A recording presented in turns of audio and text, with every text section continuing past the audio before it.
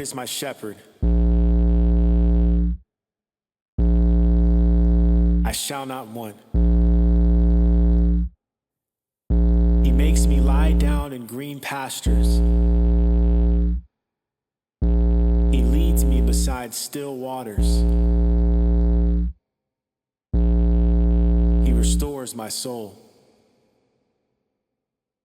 He leads me in paths of righteousness for his name's sake.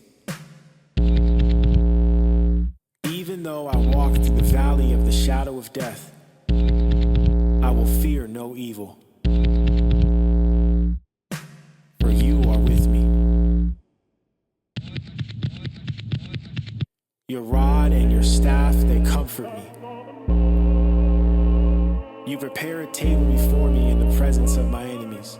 You anoint my head with oil. My cup overflows. Surely goodness and mercy shall follow me all the days of my life, and I shall dwell in the house of the Lord forever.